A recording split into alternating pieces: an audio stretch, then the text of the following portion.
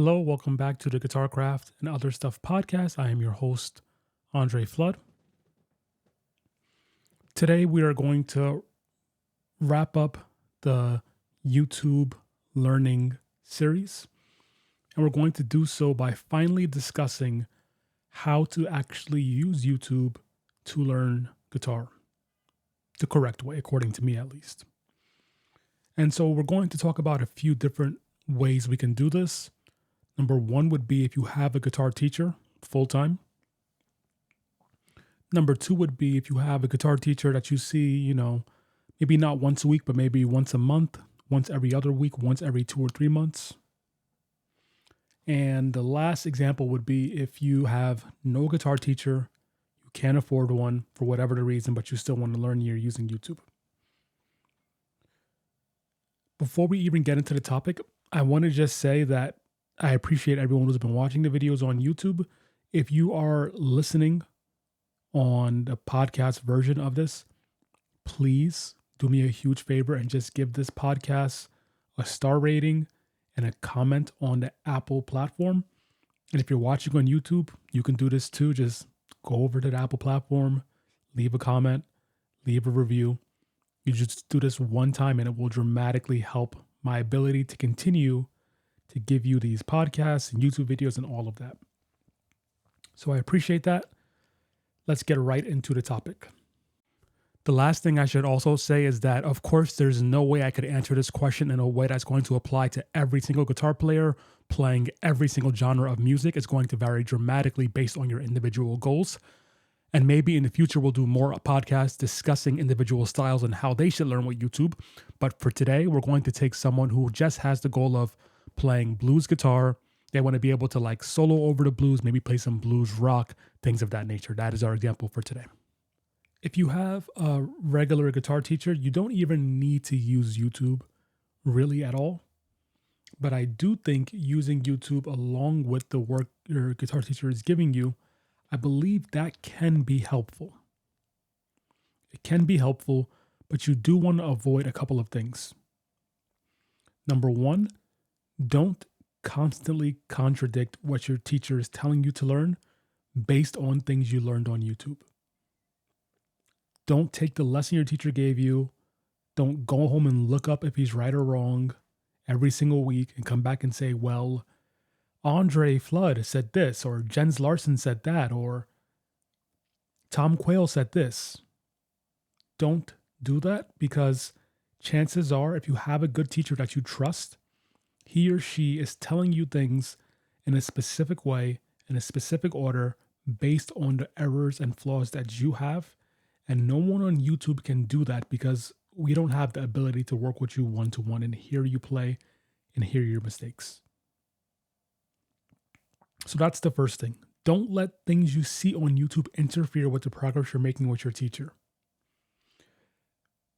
Now, if you do have something that you learn on YouTube, it is okay to occasionally go to your teacher and ask them if they can help you with something in particular. Now, that can be as simple as you heard this song on YouTube and you want help learning it, and they can help you learn it. Or it can be as advanced if your teacher is a theoretical type person who knows a lot of music theory. You can say, well, hey, I saw this video on diminished chords. Can you tell me, how you like to use diminished chords and how do you think that would help me?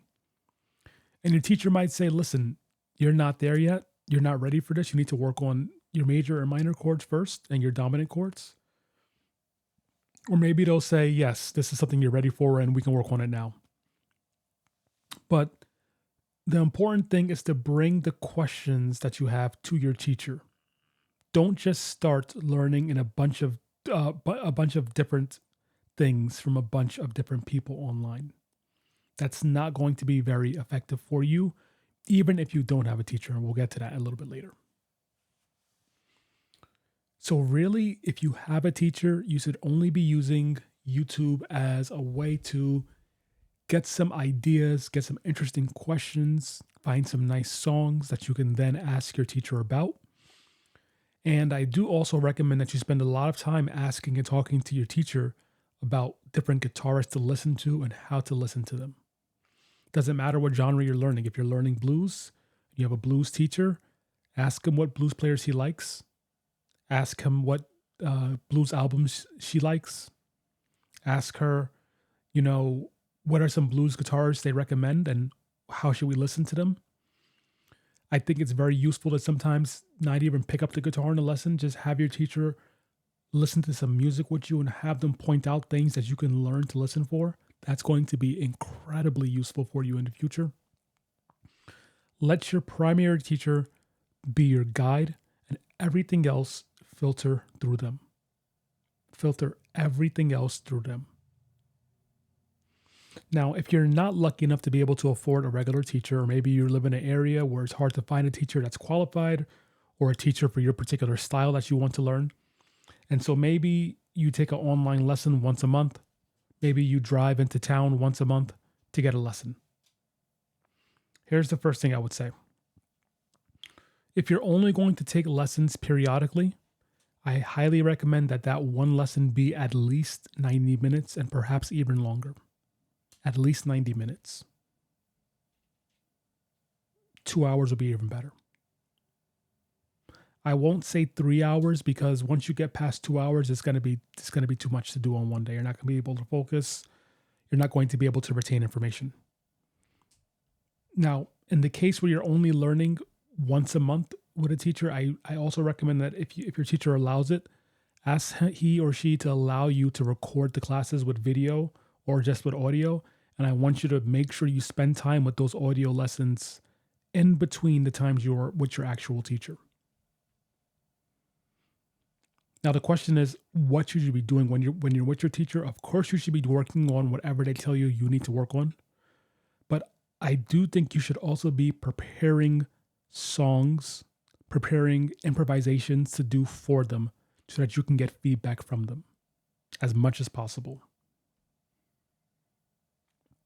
Now, the question is, how does YouTube fit into this whole equation? In my opinion, unless you're an advanced guitarist, if you're an advanced guitarist, I'm sure you're not even listening to this, but if you're an advanced guitarist, you can go to someone for one lesson, you can get a lot out of it, and you will know what to do with it.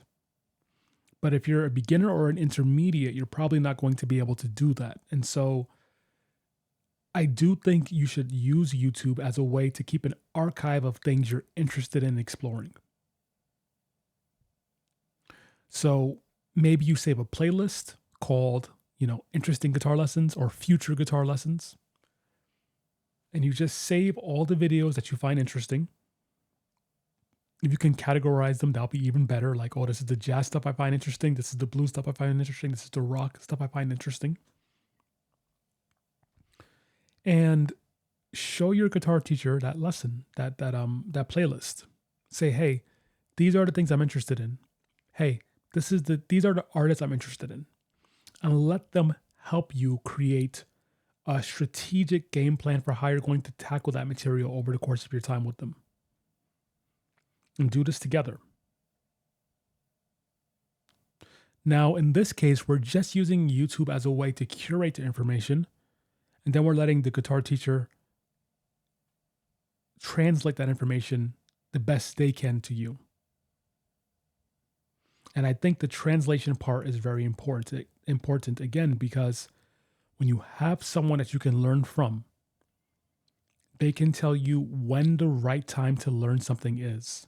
And you can't do that by yourself if you're a beginner or even if you're early intermediate. If you're a late intermediate guitarist, yes. Advanced guitarist, of course.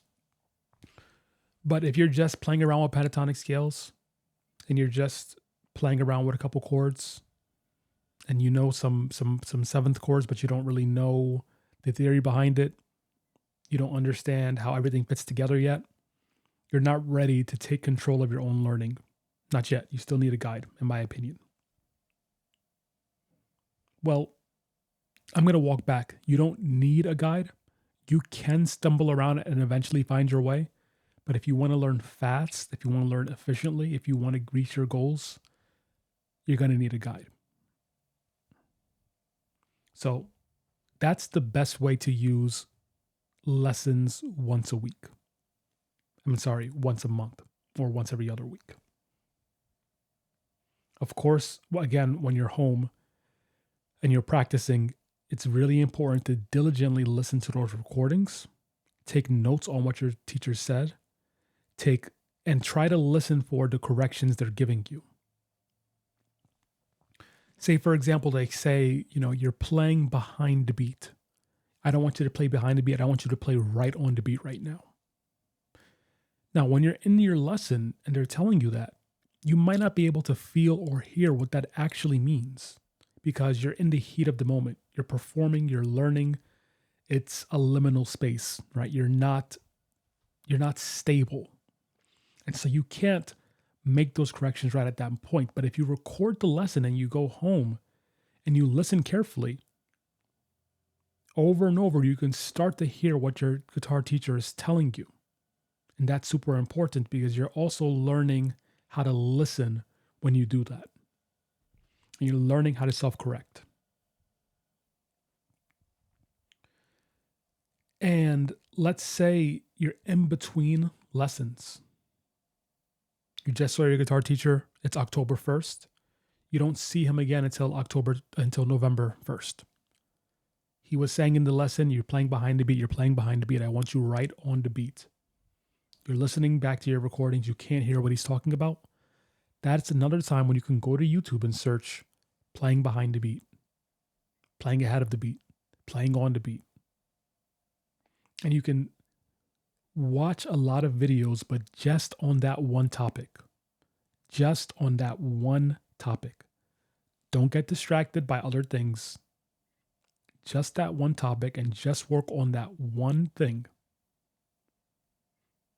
And it's okay to go back to your guitar teacher on November 1st and say, hey, you told me I was playing behind the beat. I watched a couple of videos trying to get better at it.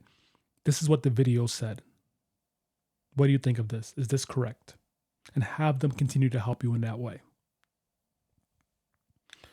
And, in terms of the cost of a teacher, the time it takes to see a teacher, that whole continuum, once a month, or in my opinion, once every 2 weeks is probably the best it's the best middle ground for efficiency and price, depending on, your financial situation. Of course, if you have the money and you have the time, go to a lesson twice a week for 1 hour. And you're going to learn so much so quickly. But if you can't afford twice a week, once an hour, or once a week, once an hour, but you can afford something, I do think once every other week is a very good medium, a very good middle ground. Because a lot of people who have taken lessons once a week, be it with me or with other people or even when I was taking once a week lessons, I would often find that by the time it came around to my next lesson, life gets in the way. One day you didn't practice at all. A different day you practiced a little bit. Another day you practiced a lot. But before you know it, it's been 7 days and you're not confident yet.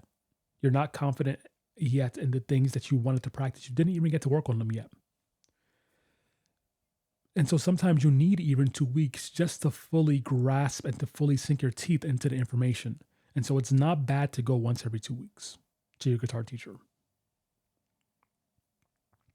At the same time, if you're someone who's a procrastinator and you already have the time to work and you're still not working, going once a week might be the kick in the butt you need to stay focused. So it's really going to depend on who you are as a person, and you could ask your guitar teacher that as well. You can say, listen, I've been practicing 2 hours a day and I feel like I can come once a week now because I get done with this material in 5 days and then I'm ready. I'm ready for more. In that case, once a week is for you. Okay, let's move on. So you're someone who cannot afford an in-person teacher, period. Not once a month, not once every other week, not once a week. You cannot afford it. You're probably listening to this podcast on a cell phone. So I do think that, and I don't mean to be rude, but I do think you're lying to yourself when you say you can't afford it. I could be wrong. You might be in a financial situation where you actually cannot afford it, and I'm not talking to you, but for the people who say they can't afford it, but really can.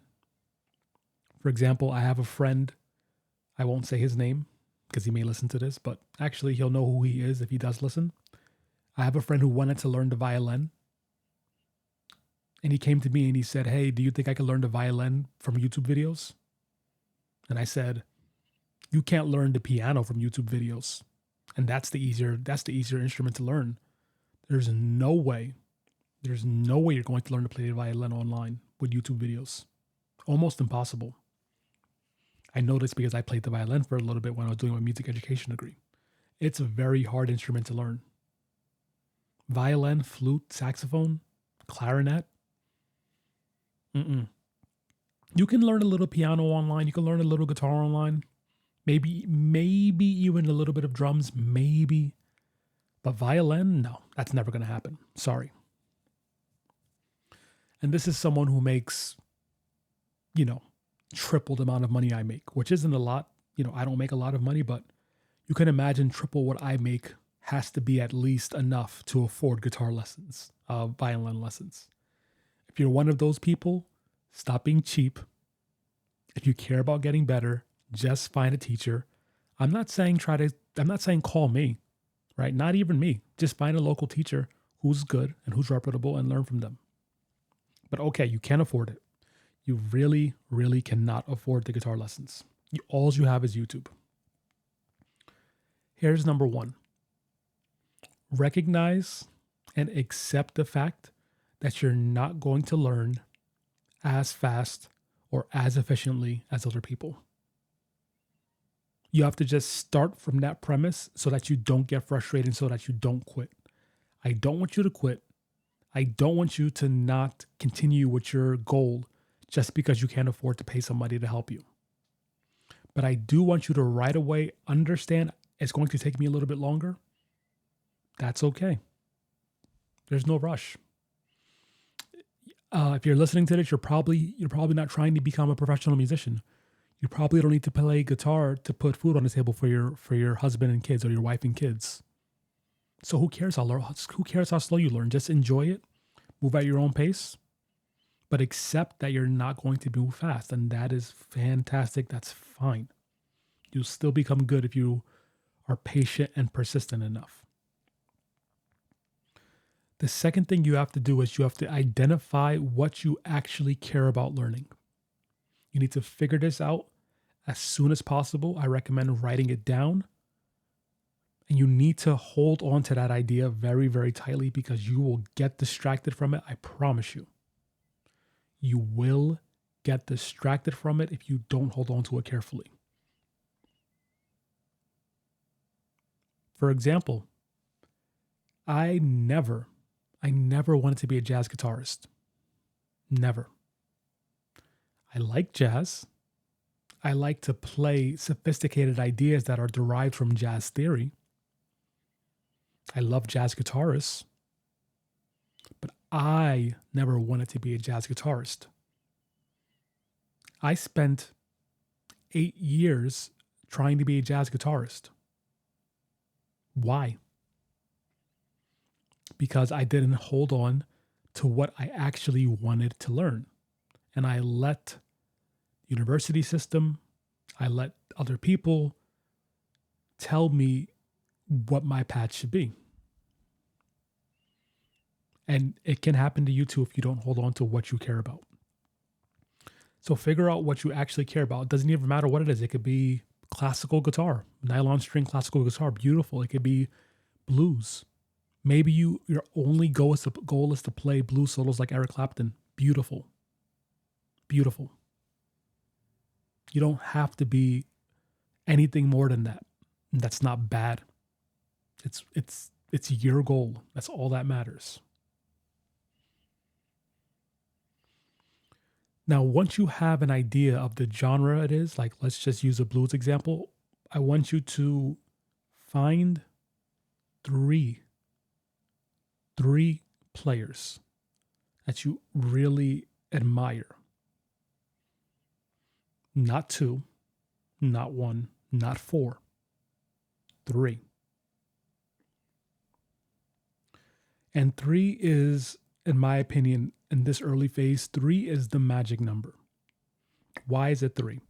If you pick just one person and you just listen to them, number one, you'll get burned out and stale and tired of their style. And number two, if you actually do get good, you'll just sound like that person. You'll just sound like that person and it won't be fulfilling and you won't have an individual self in terms of your music. Now, you're not going to become an individual right away anyway. I'm saying when we're setting these goals, I'm asking you to pick 3 musicians you care about. Then, so 1 is not good for reasons I just told you. 4 is too many. 2 is also not good because if you only have 2 guitarists that you care about, you'll spend your time jumping between their 2 styles in your brain. So you'll play an Eric Clapton lick, and then you'll go, okay, I don't want to just play Eric Clapton. Let me play Stevie Ray Vaughan lick. Okay, now I did my Stevie Ray Vaughan lick. Let me jump back to Eric Clapton. And you'll jump back and forth, and it's not going to sound smooth. It's not going to sound like music. It's not going to sound like yourself. 3 is perfect because it's not too many where you're going to get distracted, but it's enough to where you will eventually start to forget. You'll start to forget how these things line up. What do I mean? As you continue to improve on the guitar, you want to eventually get to a point where you start to not think about what you're doing. Not at the beginning. We're gonna spend a lot of time talking about this idea, but just follow me with this thought for a second. This long-term goal. You want to eventually start to forget what it is you're attempting to do. Because when you're no longer focusing on this one lick or changing this one idea or learning this one solo, when you're in a place where you're playing, you're not just thinking about one thing. When you forgot to think about one thing, you know you are starting to develop your own style, your own playing, your own ear, your own touch, all of that stuff. And once you have to try to juggle 3 different things in your brain, 3 different players, 3 different styles of playing, that's when your brain is going to fail you and you're going to forget and you're just going to play whatever it is and it's going to be you. It's going to be you because you won't be able to mix Eric Clapton, Stevie Ray Vaughan, and I don't know, John Petrucci. You won't be able to mix all 3 in your brain. And so you're just going to start vomiting out stuff. And that vomit is you, your individual style. Hopefully it's not just vomit. Hopefully it's like more palatable than that. But you get my idea. Okay, so you pick your style. You pick your 3 players that you want to aspire to be like. Now we're going to start our learning by picking just one of those people, one of those guitarists, and hopefully they have some lessons materials. We're going to cover both instances. If they don't have lesson materials, go on YouTube and try to find a guitar teacher who specializes in that style. So for example, if you type in Eric Clapton guitar lesson, you're going to have to search through a little while. You have to look through some different teachers. And I want you to try to find someone who has a lot of lessons on Eric Clapton, who you can connect with as a teacher. And I just want you to find one person who has that. Just one. And learn from that one person the Eric Clapton lessons. Just that's all. Now we need to spend some time talking about this one aspect of things because it's super important. If you can find a YouTuber, not me, right? Because I don't have enough content on education yet for me to be that person. But if you can find a YouTuber who has, 80, 90, 100 videos, 200 videos, Maybe they have 20 Eric Clapton videos, 10 Eric Clapton videos. Maybe it's just 5, but they're really good. If you can find that person and learn everything that they have, you are starting to get a larger picture of how things fit together based on how that person sees it. Now, this is not perfect because it's YouTube, and YouTube is going to limit your ability to get deep knowledge because the algorithm doesn't promote deep knowledge. But you can't afford anything else. So this is the best we can do, and that's okay. Now, once you identify that one teacher that you're learning that one style from, I want you to also start to look into that teacher's biography. If they have podcasts, listen to their podcasts. If they have an Instagram, look at their Instagram. I want you to do your best. If they have a website, read their bio. I want you to do your absolute best to find out as much about that guitar teacher as possible without being creepy. Everything that's publicly available about that guitar teacher, you should start to learn and start to figure out. And the reason I'm saying this is because what we're trying to do at this stage is we're trying to mimic the process of actually learning from a real live person that we knew, that we can make a connection to, like a real guitar teacher we would have in person. And that's really important.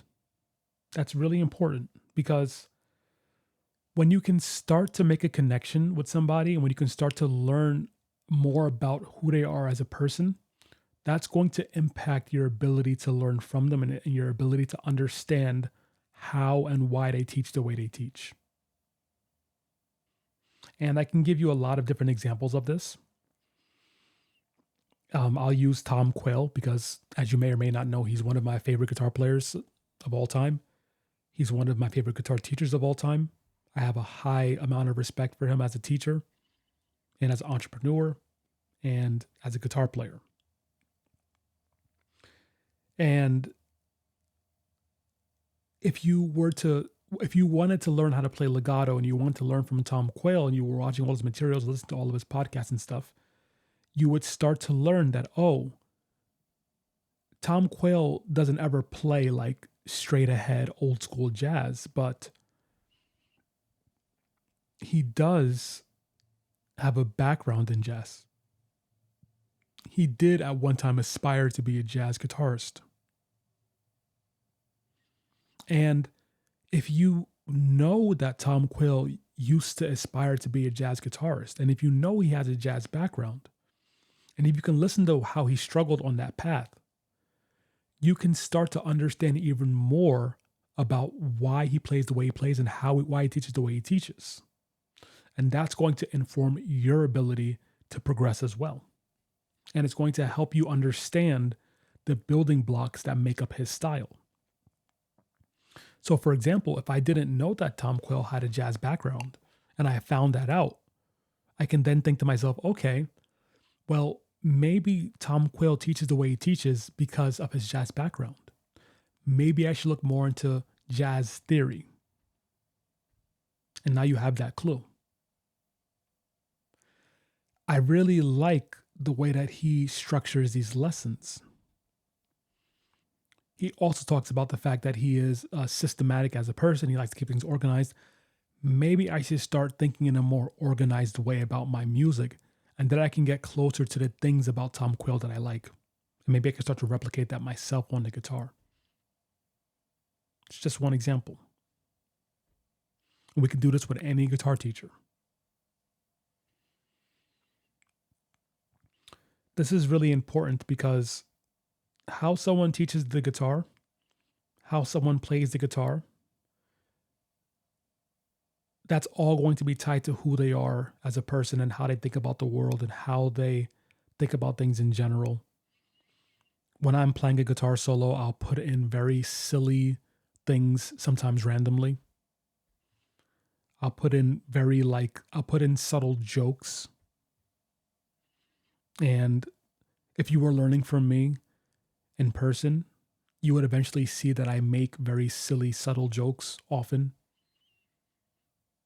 If you watch my YouTube videos, you might see these little jokes here and there. and it's all the same thing. I make jokes of my soloing. I make jokes of my YouTube videos. I make jokes of my guitar lessons with students. And that playfulness is part of my philosophy as an improviser, but also as a teacher. You see how this is all starting to link together? So if you're learning from that one person you found online through their content, and you're now learning all about them and you're starting to take things away, once you get to the point where you can now take these larger concepts away, before using my last example about me being a playful person, you might learn ultimately after watching my videos and learning my lessons, blah, blah, blah, blah, blah, you might learn, oh, we can add a bit of playfulness into music. We can add a bit of playfulness into music. So maybe you learn some licks from me. Maybe you learn some chords from me. But you also ended up learning that playfulness in music is a concept we can explore, that we can play with, that we can manipulate in our own playing. So after you learn from that one person for a while, it's time to move to the next person and repeat the process. Now, how do you know when you should move on from one particular group of lessons and ideas? Once you start to repeat, once you start to get back to the cycle of repeating things. So what I mean is, if you were to start to learn Tom Quayle licks, like I did at one point, no one is this complete universe of endless ideas and concepts. No one is. If you listen and transcribe even Tom Quayle, who sounds like he is literally just endless new ideas, if you transcribe him enough, you'll start to get to a point where you go, okay, he's playing that lick again. Oh, he's mixing that lick with that one. Oh, he's mixing these two concepts together. That will take you a long time to get to for Tom Quayle. But if it's Eric Clapton, it might be a lot quicker. And once you get to that point where you're finding all of these small patterns and you're seeing them and you're digesting them, it's a good time to move on to the next player, because you've already gotten a lot from that guitarist, and that's great. You move on to the next guitar player, Stevie Ray Vaughan, whatever, and you start the same process again. You find a teacher who specializes in it. You learn all their content. You learn everything you can from them, and you move on. Now, once you get through all three of these people you're interested in, chances are you've also developed a lot of new interest in other people. And so along the way, you're going to continue to get new ideas. You hear Eric Clapton, and you'll be like, oh man, now Eric Clapton mentioned Jeff Beck. And I listened to Jeff Beck. Now I want to learn Jeff Beck. I want you to remember what I said at the beginning. Hold on tightly to the things you said you wanted to learn in the beginning. If you listen to Eric Clapton, you were studying him, and then you were inspired to learn Jeff Beck, don't jump to Jeff Beck. Not yet. Write it down, put it aside, say I'll get to Jeff Beck eventually. Right now it's Eric Clapton. Now, it's very important to start to develop that discipline of being able to not just quickly run to the next thing to learn. Discipline. Because if you get in that habit early on of saying, wow, Eric Clapton made me want to learn Jeff Beck. Jeff Beck made me want to learn Jimi Hendrix. Jimi Hendrix made me want to learn John Lennon. John Lennon made me want to learn Paul McCartney. Paul McCartney made me want to learn whatever. If you get in that habit of jumping from thing to thing to thing, it's very fun. It's very exciting. And that's okay if you are not trying to progress. That's okay if you just want to have fun. If you're focused on progression, that's going to slow you down. You're going to be running in circles. And there's a way we can balance this all, of course. But what I want you to understand first is that you need to spend a lot of time with one person at a time for an extended period of time. Learn everything you can, and then move on to the next person. And remember, you're not moving on to Jeff Beck. You're moving on to the original person that you said that you wanted to be more like, Stevie Ray Vaughan. You listen to Stevie Ray Vaughan, then you wanted to learn from Jimmy Vaughan and whatever else. Put that all aside, take notes on it, you'll get to it eventually. But you're not going there yet. You're not going there yet. Let's talk about how to balance this thing of our distractions and our desires to learn more and more things from more and more people. The best way I could think of this is that if you've ever been on a diet, you may have heard of a cheat meal or a cheat day. Now, the science behind cheat days and cheat meals is now starting to come out more clearly, and we're starting to see that, well, not as in like we as in I'm a dietitian, I'm not, but I mean we as a scientific community, as a society, the experts are starting to see that the idea of a cheat meal is actually not as useful as we once thought it was. So this might be a bad example, but I do think cheat meals for as a concept are useful for guitar. So for example, my own practice, I'll study and work quote unquote hard and focus for 6 days a week. But on Sundays, I allow myself to just play whatever I want to play, however I want to play it. I don't usually allow myself to practice with the TV on or with YouTube on or with whatever else on, because it's important that you don't get in the habit of just practicing with distractions going. You can sometimes, but you need to understand you need to hone your ability to practice without any other distractions. That's very important. But on that Sunday, once a week, I'll say, you know what? If I want to watch some UFC fights, if I want to watch some BJJ competition videos, I'll watch that while I play guitar. I'll have a good time. I'll get distracted. I'll do random stuff once a week to help refresh yourself. So on your little YouTube schedule, if you want to say once a week, I'm going to let myself do whatever I want. I'm going to let myself scroll through YouTube and learn random stuff. That's okay once a week. But the other 6 days a week, the other 5 days a week, whatever it is, I want you to focus on just what you said your goals were up front. Now, after we get through that first cycle of our 3 players that we cared about, now is our time to reassess. I don't know how long it took you to get through these 3 people. It might have taken you months. It might have taken you a week. But after that amount of time, we're now in a position where we can stop and say, what did I learn? What did it inspire me to learn? What do I want to learn next?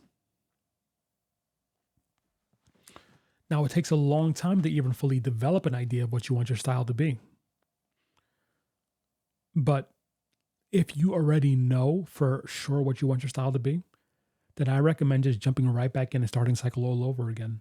Now, after you learn, like, for example, you did Eric Clapton, Stevie Ray Vaughan, Jimi Hendrix, go back to Eric Clapton and start the whole thing again.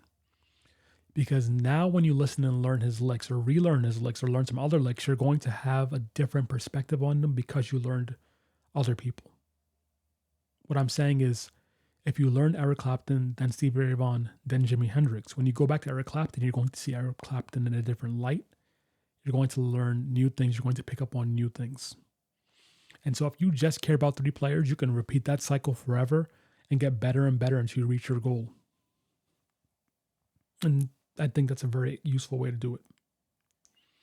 But like I said, along the way, you're going to be inspired by other people. And once you get through a cycle of 3 people, you can add a new person in, take someone out. For example, maybe you were learning Stevie Ray Vaughan and you realized, oh, you know, I like the way Stevie Ray Vaughan plays, but I personally don't like playing that fast. I don't like playing in that way. It's too fast. It's not my thing. So maybe in your next cycle, you keep Eric Clapton, you keep Jimi Hendrix, but maybe now you add Buddy Guy. You're like, oh, I like Buddy Guy a little bit. I learned about him. Then in your next cycle, you learn, you know what, Eric Clapton, I got enough of him now, but I'm still working on Jimi Hendrix stuff. I'm still working on Buddy Guy stuff. And now let me add in Jeff Beck. And every time we add in someone new, we find someone who's a great teacher on that style, or we find that actual player themselves, and we learn all we can about them, about their music, the whole thing. It's all related. Now, of course, you might actually aspire to play like people who are not famous. You don't have to aspire to play like Buddy Guy or BB King or Jeff Beck. You can aspire to play like a YouTuber you care about. Like maybe you love, I don't know, maybe you love Tomo Fujita. He was one of my big influences growing up. Absolutely.